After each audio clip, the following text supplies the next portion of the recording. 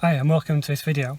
Now I know this is not normal content, what I normally put on regarding the channel for those that are subscribed, but for those that are new or literally just watching this video because they've got this issue, then like I say, this is something that has happened to this car, so it needs fixing rather, so I may as well film it at the same time. Hopefully it'll help you all out. So this is a 61 plate Peugeot partner, TP. And basically the issue is the heater only works on number 4. So when you've got it at 1, 2 and 3, nothing happens, and then when you put it on number 4, everything kicks up and it's full pelt. So this is basically a common problem. I hope mine is the same, which is basically a part called the heater resistor. Now on this model you might have to check on your car, but on this one it's way under the dash where the pedals are. This video is kind of related to the channel, to be fair, when I think about it, because all sorts of cars have this same part. They all look the same. They're just placed in different locations, pretty much where the heater matrix is, and the blower motor.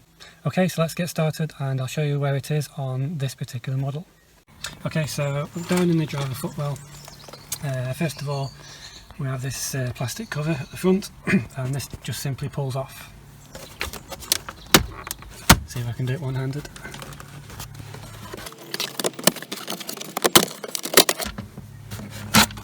There we go, move that out of the way.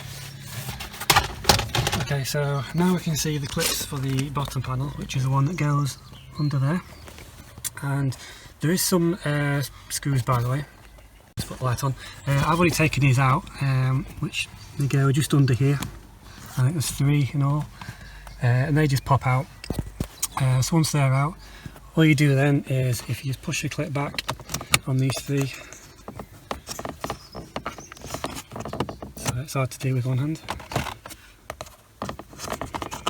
Can't get it. There's always one that never wants to work.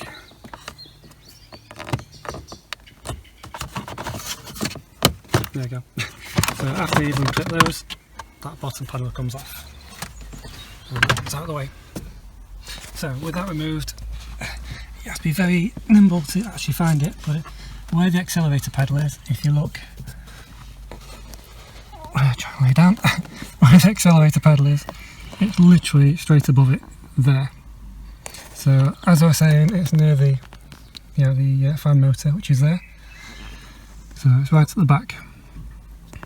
Now normally there's a 5.5mm screw on there. I've already taken this out because, as I'll explain a bit later on, this is the second time I'm doing this.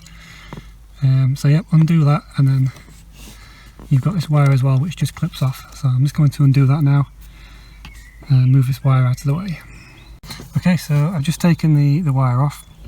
When that's off and the screw's off, as I say, you might just have to give it a wiggle, and press this. I'll take it out and I'll show you. Easy. There we go. So when it's in like that, you can see the 2 clips either side. So there's one there and one there. Sorry, one there. All you have to do is push these in, give it a wiggle, and it should come out. Now, as you can see, mine's pretty much broken. Not in the best condition, hence why it probably doesn't work. A bit rusty too. So let's go and grab the new one. Now here's the new one. Now what I said earlier, I've undone that before because this is actually the second one that I bought. Now the first one I got off eBay, the part number's correct and everything. If I can remember what the part number is, I'll put it down below to help you out.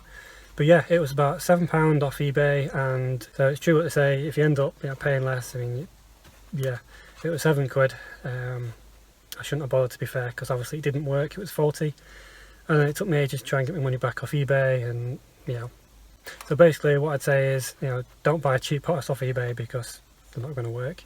Some may work, some of you may say that I've bought cheap ones and they've been fine, but this one's an OEM. It should have been like 45 quid, but managed to get some discount, but hopefully this one will work. So unbox it now.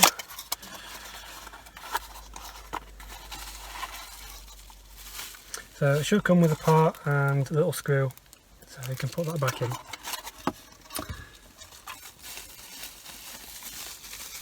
So this is the new part.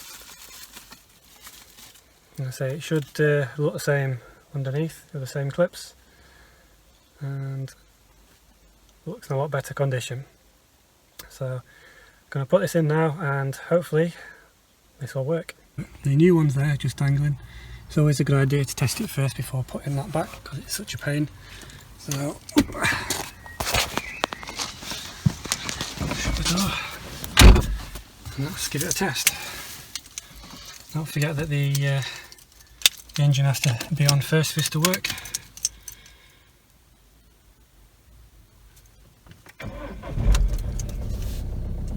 Okay, so let's see.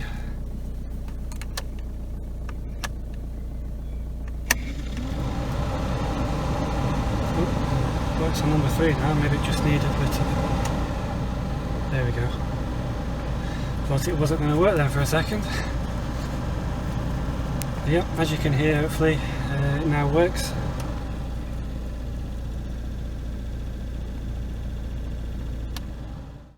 Okay, so what I will say, I just had to take it back out. Wow, it's amazing how hot it gets pretty quick.